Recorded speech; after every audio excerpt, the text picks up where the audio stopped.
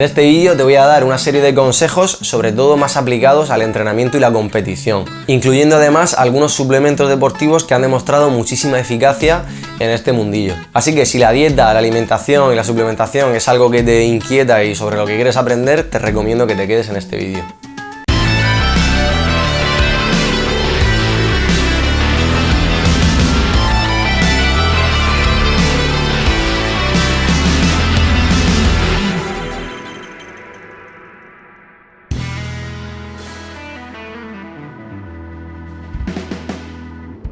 Bien, voy a dividir el vídeo por nutrientes, así que voy a empezar por el primero, que serían los carbohidratos. Los carbohidratos son fundamentales en el corredor de trail. ¿Por qué? Porque al final son una fuente energética que nos va a permitir correr más fuerte durante más tiempo, etcétera. Así que es importante que cuando vayamos a hacer una competición vayamos muy cargados de hidratos de carbono. ¿Qué quiere decir esto?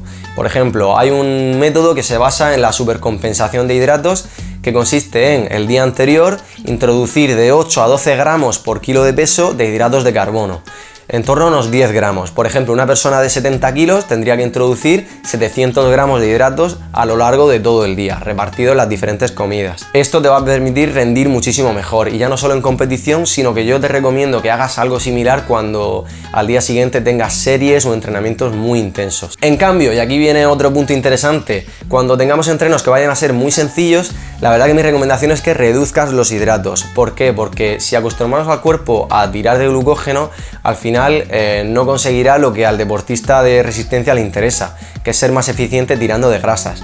Así que te recomiendo que el resto de días que no sean entrenos intensos bajes mucho los hidratos de carbono.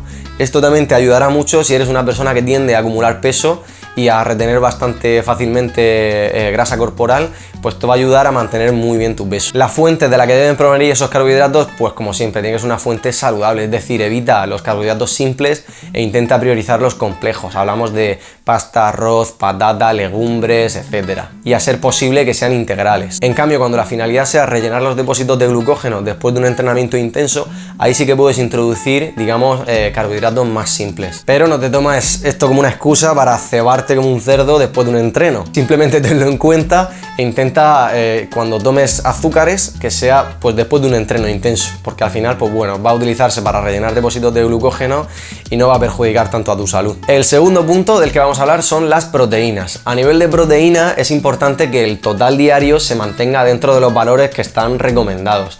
En el caso de deportistas de resistencia no es necesario que tomemos 2 y pico gramos por kilo de peso. Lo interesante sería, por ejemplo, 1,6 a 1,8 gramos por kilo de peso. Aunque si alcanzas los 2 gramos por kilo de peso tampoco pasa nada. Siempre va a ser mucho mejor que tengamos los valores de proteína garantizados, sobre todo cuando tengamos entrenamientos muy intensos donde haya un daño muscular muy grande, como es el trabajo de fuerza, el trabajo de series, sobre todo si son series en bajada, por el componente excéntrico que rompe mucho más la musculatura. Así que teniendo esto en cuenta, simplemente intenta que tu total diario alcance ese valor. Por ejemplo, una persona de 70 kilos pues debería consumir unos 120 gramos de proteína diarios. Sí que desde mi punto de vista es muy interesante incluir un suplemento deportivo que introduzca un valor de proteína bastante alto, hablamos de unos 30 gramos, por ejemplo el aislado de suero de leche, justo después del entrenamiento, ya que al tomarlo de forma limpia, sin grasa y demás, digamos que va a llegar muchísimo más rápido esta proteína, estos nutrientes a la musculatura. Tenéis diferentes formatos en el mercado, está el concentrado de proteína de suero, el aislado, el hidrolizado. La diferencia entre ellos es, digamos, el proceso de desnaturalización, es decir, un concentrado va a ser una proteína más natural que un aislado o que un hidrolizado, que han pasado por procesos de filtración para que su absorción sea mucho más rápida.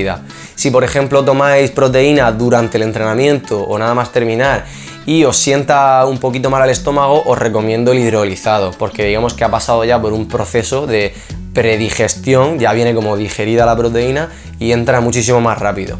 Pero bueno, al final la más utilizada es el aislado, porque es la que, bueno, hay mucha evidencia científica y es la más utilizada por todos los deportistas. Y quitando este pequeño detalle de incluir ahí en el momento post-entreno mayor cantidad de proteína proveniendo de esta fuente, pues lo importante realmente es el resto del día, como ya he dicho, el total diario. Fuentes de proteína pues sería el pescado, la carne, el huevo, la leche, las legumbres también tienen proteína, en fin, tenemos un montón de fuentes de proteína. Luego también hay algún suplemento tipo espirulina, en fin, hay muchos suplementos que aparte también tienen proteína. Pero bueno, tampoco os obsesionéis, al final esto es cuestión de consultarlo con vuestro nutricionista y llegar a un balance, digamos, adecuado. Bien, y pasamos al tercer macronutriente, que serían las grasas. Aunque parezca mentira, las grasas son buenas, pero claro, ¿qué grasas? Hay diferentes tipos de grasas, tenemos sobre todo dos grandes grupos, las saturadas y las insaturadas. Lógicamente lo ideal es que las insaturadas sean las que predominen en la dieta. Y dentro de estas tenemos aparte otros tipos, que serían las monoinsaturadas, como puede ser el aceite de oliva virgen extra, que ya sabéis que tiene que ser aceite de oliva virgen extra, no aceite de oliva secas, porque os meten refinados y demás, así que mucho ojo con eso. Y luego los poliinsaturados, que tendríamos omega 6 y omega 3. Y en este caso es muy importante que el omega 3 esté a unos niveles adecuados. Digamos que la relación omega 6-omega 3 esté equilibrada. Porque si tomas muchísimo omega 6, al final el omega 6 digamos que es proinflamatorio. Son grasas que al final van a provocar en tu cuerpo una inflamación. En cambio el omega 3 sería antiinflamatorio. Digamos que hace, para que lo entendáis, hace que la sangre sea un poquito menos viscosa, que fluya muchísimo mejor, porque no sé si lo sabréis, pero al final nuestras células están compuestas por grasa. La capa de nuestras células, la membrana, está compuesta por grasa. Y en función del tipo de alimentación que llevemos, la sangre funcionará de una forma o de otra, ya no solo la sangre, sino también el resto del cuerpo. Es que es un tema complejo y no quiero tampoco profundizar en eso. Pero para que os hagáis una idea de que al final somos lo que comemos, y si tomamos más omega 3, más monoinsaturados, pues estamos tomando más grasas saludables y de este modo pues lo vamos a notar bastante a nivel interno, a nivel de salud, en todos los niveles. ¿Dónde podemos encontrar? ¿Qué fuentes tenemos en este caso? Fuentes de grasas saludables, pues tenemos el pescado, como puede ser el salmón, tenemos el aguacate, grasas insaturadas, los frutos secos tendrían bastante grasas insaturadas también. Bueno, al final tenemos un montón de fuentes de grasa, pero las que debemos evitar pues son las fuentes de grasas saturadas, que normalmente son las que provienen de origen animal, como puede ser los tocinos, la grasilla esta blanca que encontramos en el jamón. El cerdo, por ejemplo, tiene mucha más grasa que el pollo y el pavo, así que hay que tener en cuenta eso e intentar que nuestra dieta tenga menos grasas saturadas y más insaturadas. Y luego, por último, y con esto ya terminamos el vídeo, que me estoy extendiendo un poco más de la cuenta, tendríamos las vitaminas y minerales. Las vitaminas y minerales pues simplemente tenemos que garantizar su consumo, es decir, no tienen un aporte energético, son micronutrientes que se llaman, pero sí debemos garantizar su consumo porque son los que regulan muchos procesos a nivel metabólico, enzimático y demás. Así que pues debes intentar incluir en tu dieta pues un puñadito de frutos secos variados todos los días, como pueden ser nueces, anacardos, que también tienen mucha proteína, almendras, avellanas, en fin, variar un poquito. Luego aparte también la fruta, intentar tomar 2, 3, 4 piezas de fruta al día, pues manzana, plátano, peras, melón, kiwi, fresas. Cada uno de estos pues tiene diferentes fuentes de vitamina C, vitamina D, etc. Entonces es muy importante que vayamos incluyéndolo y sustituyamos estos snacks tipo barritas y demás por fruta, frutos secos, etc. Eso va a hacer que mejore tanto vuestro rendimiento a nivel deportivo como vuestra salud. Si tenéis cualquier duda relacionada con todo lo que hemos visto en el vídeo, pues me podéis dejar un comentario, pero ya os digo que lo mejor es que si este tema os preocupa y si de verdad, por ejemplo, tenéis un cierto sobrepeso o creéis que vuestra dieta no es adecuada, pues que os pongáis en contacto con un dietista, nutricionista y os ayude a encauzar un poco vuestra dieta. Esto al final es un aprendizaje. Una vez que ya sepáis cómo tenéis que comer, no es necesario estar con un nutricionista durante toda vuestra vida.